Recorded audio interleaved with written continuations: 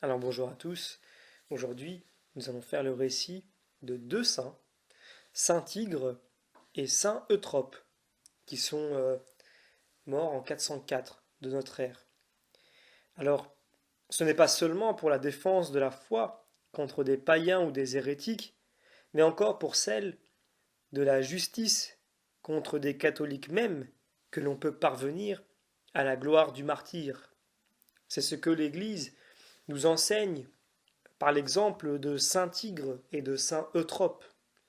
Le premier, barbare d'origine et esclave, n'était élevé jusqu'à la dignité sacerdotale par son mérite et sa rare piété.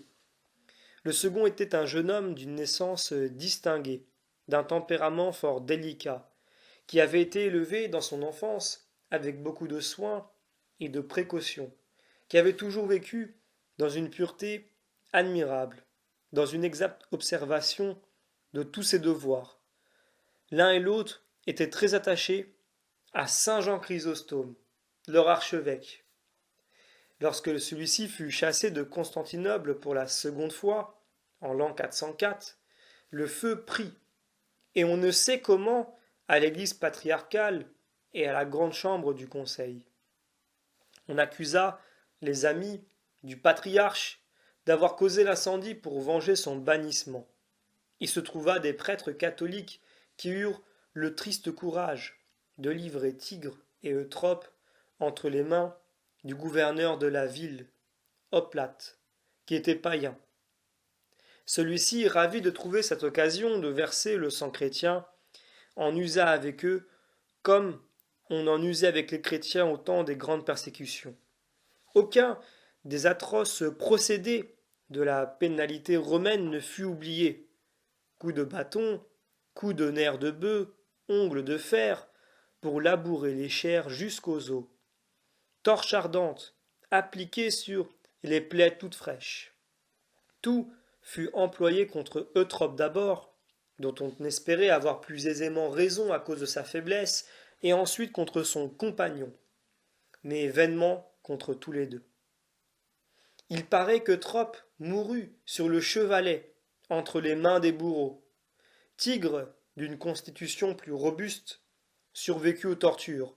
Il fut exilé quelque temps après avec les autres amis de saint Chrysostome, pour n'avoir pas voulu communiquer avec Arzas, archevêque intrus et déporté en Mésopotamie. Alors ce récit de saint Tigre et de saint Eutrope nous montre effectivement que, quelquefois, dans l'Église, il peut y avoir tout simplement ce qu'il y a eu au sein des disciples avec Jésus-Christ, à savoir des trahisons en interne. Quelquefois, on se dit que mais comment c'est possible qu'il peut y avoir au sein de l'Église et quelquefois même au sein de certains prêtres, ça peut arriver malheureusement, ça reste minoritaire mais ça peut arriver. Bien, il peut y avoir des trahisons. Ces trahisons, elles sont d'ordre très souvent idéologique. Je vais prendre un exemple, parce qu'aujourd'hui, s'il faut analyser pourquoi quelquefois dans l'Église, je dis quelquefois pour ne pas généraliser, c'est arrivé assez souvent, mais de façon, je dirais, peu fréquente, mais sur toute la période de l'Église finalement. Jésus nous avait prévenu d'ailleurs, avec Judas, qu'il y aurait justement des Judas, au sein même des plus proches, de ceux qui seraient en apparence les plus proches de Dieu, donc a priori les prêtres entre autres, ou les évêques même. Il peut arriver qu'il y ait une forme de contamination idéologique. Et cette contamination, quand on l'analyse de façon générale sur tous les cas, pas tous les cas, mais sur plusieurs cas de plusieurs époques, ce sont souvent ces consensus ou ces abdications qui sont faites avec les idéologies dominantes civiles, donc à savoir de la nation ou du monde profane, tout simplement. Je vais prendre un exemple qui va tout de suite illustrer mon propos. Si je prends le courant de mai 68, dont l'antichristianisme n'est qu'un secret de Polichinelle, eh bien, certains prêtres de cette époque-là, à cause du mouvement qui a pris une ampleur médiatique en France sans pareil à l'époque, eh bien, ont été atteint un petit peu par ces idéologies de mai 68. Et quelques idées, ou tout simplement la forme du message, ont été des fois partagées par certains prêtres, voire par certains évêques, ce qui est encore plus grave. Et donc, ces idées-là, qui proviennent du monde et qui sont pour la plupart contraires à l'évangile, en soi ne pouvaient que provoquer des problèmes au sein de l'Église, voire, puisque c'est le cas extérieurement, eh bien des trahisons, mais internes. Donc nous savons aujourd'hui que l'Église est attaquée de toutes parts, comme ça l'a toujours été, ce n'est pas nouveau, ce n'est pas un signe des temps, même si on peut parler d'une fréquence peut-être ou d'une intensité différente à certaines époques, et il y a comme un cycle qui se répète, eh bien cette trahison peut aller jusqu'à une confrontation, comme on le voit dans ce texte que nous avons, dans ce récit que nous avons pu voir aujourd'hui, et il peut arriver que cette trahison soit telle que certains de l'Église, et c'est le cas ici pour Saint Jean Chrysostome, c'est le cas également pour Saint Eutrope, qui ont dû quitter justement, donc Saint Tigre et Saint Eutrope, qui ont dû fuir et qui ont dû quitter, qui ont été persécutés à la fois par les gens extérieurs donc à l'Église et en même temps ceux qui sont au sein de l'Église et qui visiblement ont abdiqué pour se soumettre à l'idéologie dominante qui les a forcés justement à se trahir eux-mêmes. C'est peut-être des termes qui sont un peu crus à entendre comme ça, qui paraissent forts, mais c'est une réalité. Aujourd'hui, il faut l'expliquer pour comprendre pourquoi quelquefois il peut y avoir des trahisons au sein de l'Église, d'une part, et deuxièmement, pour pas qu'il y ait de récupération de la part de certains sensationnalistes qui, lorsqu'ils voient quelquefois la trahison ou l'abdication de un, deux ou trois prêtres, se dit que ça y est, ça montre que l'Église aujourd'hui, elle, elle est sortie de la foi, elle a apostasié, elle n'est plus dans la vérité. C'était annoncé par des prophéties. Et là, on se met à donner des prophéties comme ça, un petit peu, on les distribue comme on distribuerait dans une kermesse des loteries. Et c'est là que les amalgames se font. Donc, amalgame dans le sens où on interpréterait mal une prophétie que l'on souhaiterait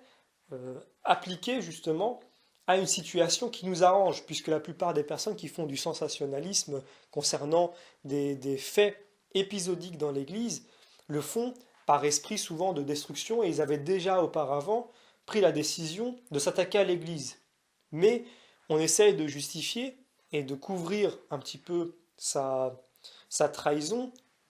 par des justifications qui permettent de se soustraire à une certaine forme de culpabilité. Je dis ça parce qu'aujourd'hui, il peut arriver que des prêtres soient dans des excès et que idéologiquement, ils peuvent avoir des idées, voire des attitudes qui sont contraires à ce qu'enseigne l'Église. Et pourtant,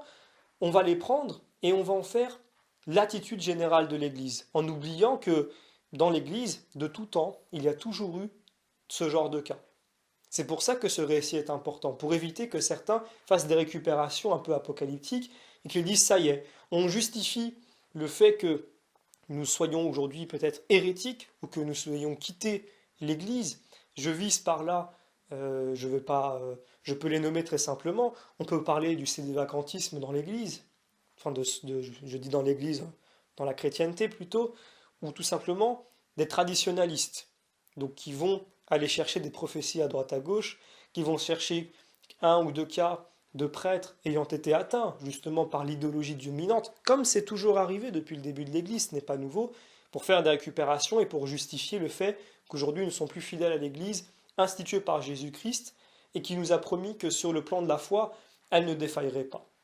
Voilà pourquoi ce récit est important, pour bien remettre les choses en place et pour montrer que des prêtres ou des évêques qui n'ont pas tenu correctement leur rôle, ce n'est pas nouveau, ça reste minoritaire, il faut quand même le dire, ce n'est pas non plus la moitié des prêtres ou la moitié des évêques qui sont dans cette situation, ce sont des cas, quand on s'y penche avec un vrai intérêt, et non pas simplement le désir de faire des récupérations sur certains récits, on se rend compte que sont assez rares finalement, ces cas-là. Voilà, donc c'est pour bien comprendre, je pense que s'il y a des trahisons au sein même de l'Église, eh bien, Le Christ lui-même nous avait prévenu par Judas, et on le voit dans ce récit également. Il peut y avoir, même à l'époque de Saint Jean Chrysostome, donc nous sommes donc en l'an 400, précisément en l'an 404, donc, donc au 5e siècle, et déjà à cette époque-là, ces choses-là aussi arrivaient. Et on pourrait faire ça pour chaque siècle de l'histoire du christianisme et trouver que quelquefois, ces prêtres ou évêques qui ont été traîtres par rapport aux frères chrétiens, et aussi parmi les laïcs, l'ont été parce qu'ils ont abdiqué à l'idéologie dominante qui a réussi à les emporter et donc à faire qu'ils sont devenus complices de celle-ci en vue de persécuter des chrétiens. Alors pour éviter justement que nous tombions dans cette abdication et pour que nous restions fidèles à la foi et à cette Église que Jésus-Christ nous a promis qu'elle ne défaillerait pas et que les portes de l'enfer ne prévaudront point contre elle, eh bien, nous pouvons demander l'intercession de Saint Jean Chrysostome aussi, puisqu'il est cité ici, mais également de Saint Tigre et de Saint Eutrope, pour que notre foi ne défaille pas et que nous sachions discerner entre l'idéologie dominante profane et la vérité de l'Église. Saint Jean Chrysostome, Saint Tigre et Saint Eutrope, priez pour nous.